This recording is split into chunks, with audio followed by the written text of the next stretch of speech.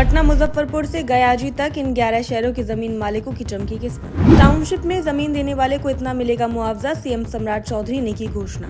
बिहार में नए शहर बसाने की तैयारी पूरी, किसानों को मिलेगा बड़ा फायदा। मुख्यमंत्री सम्राट चौधरी का मास्टर प्लान, बिहार में बनेंगे आधुनिक सैटेलाइट शहर। बिहार में तेजी से शहरीकरण और आधुनिक विकास की दिशा में राज्य सरकार ने एक बड़ा कदम उठाया है। मुख्यमंत्री सम्राट चौधरी ने राज्य के 11 प्रमुख शहरों के आसपास बनने वाली नई सैटेलाइट टाउनशिप परियोजनाओं को लेकर बड़ा और संवेदनशील ऐलान किया है। सरकार ने स्पष्ट किया है कि जिन किसानों और जमीन मालिकों की जमीनों की खरीद बिक्री पर अस्थायी रोक लगाई गई है, उन्हें किसी भी आपातकालीन स्थिति में आर्थिक संकट का सामना नहीं करना पड़ेगा। जरूरत पड़ने पर सरकार उनकी जमीन का 4 गुना मुआवजा तुरंत उपलब्ध कराएगी। मुख्यमंत्री ने मंगलवार को सोनपुर में आयोजित कार्यक्रम के दौरान कहा कि सरकार किसानों और रैयतों की परेशानियों को पूरी गंभीरता से समझती है। टाउनशिप प्रोजेक्ट के कारण जिन क्षेत्रों में जमीनों की रजिस्ट्री और ट्रांसफर पर अगले 1 साल तक रोक लगाई गई है, वहां के लोगों को शादी, विवाह, बीमारी, प्राकृतिक आपदा या अन्य आकस्मिक परिस्थितियों में पैसों की जरूरत पड़ सकती है। ऐसी स्थिति में किसी भी किसान को परेशान होने की आवश्यकता नहीं है। मुख्यमंत्री ने घोषणा करते हुए कहा कि अगर किसी परिवार में बेटी की शादी तय हो जाती है, घर में कोई गंभीर बीमारी आ जाती है या किसी प्रकार की प्राकृतिक आपदा का सामना करना पड़ता है, तो संबंधित जमीन मालिक सीधे जिले के जिलाधिकारी यानी डीएम के पास आवेदन दे सकते हैं। आवेदन की जांच के बाद सरकार उनकी जमीन का निर्धारित 4 गुना मुआवजा सीधे बैंक खाते में ट्रांसफर करेगी। सरकार का दावा है कि भुगतान प्रक्रिया को सरल और तेज बनाया जाएगा ताकि जरूरतमंद परिवारों को समय पर सहायता मिल सके। दरअसल बिहार सरकार राज्य के 11 प्रमुख शहरों के पास आधुनिक सुविधाओं से लैस सैटेलाइट टाउनशिप विकसित करने की योजना पर तेजी से काम कर रही है। इस महत्वाकांक्षी परियोजना के तहत राजधानी पटना के साथ साथ दरभंगा, छपरा, सोनपुर, भागलपुर और मुजफ्फरपुर में नए शहर बसाए जाएंगे। इसके अलावा गयाजी, पूर्णिया, सीतामढ़ी, मुंगेर और सहरसा को भी इस योजना में शामिल किया गया है। सरकार भविष्य में सासाराम के आसपास भी इसी प्रकार की आधुनिक टाउनशिप विकसित करने की संभावना पर विचार कर रही है।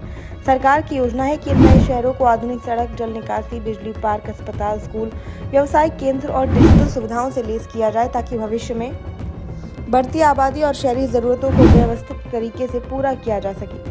माना जा रहा है कि यह परियोजना बिहार में रोजगार, निवेश और बुनियादी ढांचे के विकास के लिए बड़ा अवसर साबित हो सकती है। हालांकि टाउनशिप के लिए चिन्हित इलाकों में जमीनों की खरीद बिक्री और ट्रांसफर पर लगाए गए प्रतिबंध के कारण स्थानीय किसानों और भूस्वामियों में चिंता बढ़ गई है। लोगों का कहना है कि जमीन की रजिस्ट्री बंद होने से वे जरूरत के समय अपनी जमीन बेचकर पैसे की व्यवस्था नहीं कर पा रहे थे। कई परिवारों के सामने बेटी की शादी, इलाज और अन्य सामाजिक कार्यों को लेकर आर्थिक संकट की स्थिति बन गई थी। सरकार का कहना है कि ये प्रतिबंध पूरी तरह अस्थायी है और इसका उद्देश्य माफियाओं की गतिविधियों पर रोक लगाना है। सरकार नहीं चाहती कि भविष्य की इस बड़ी परियोजना का फायदा बिचौलिए और जमीन कारोबारी उठाए। इसलिए मास्टर प्लान तैयार होने तक जमीनों के ट्रांसफर पर रोक लगाई गई है ताकि वास्तविक किसानों और रैयतों की हित सुरक्षित रह सके। मुख्यमंत्री सम्राट चौधरी ने भी स्पष्ट किया कि टाउनशिप विकसित होने के बाद मूल जमीन मालिकों को भी उनका लाभ मिलेगा। परियोजना के नियमों के अनुसार जिस क्षेत्र में टाउनशिप विकसित की जाएगी, वहां इंफ्रास्ट्रक्चर तैयार होने के बाद जमीन मालिकों को विकसित प्लॉट या हिस्सेदारी वापस दी जाएगी। यानी किसानों की जमीन पूरी तरह समाप्त नहीं होगी, बल्कि विकसित रूप में उन्हें उसका हिस्सा मिलेगा। सरकार का मानना है कि इससे किसानों की संपत्ति का मूल्य कई गुना बढ़ जाएगा और वे भविष्य में बेहतर आर्थिक स्थिति हासिल कर सकेंगे।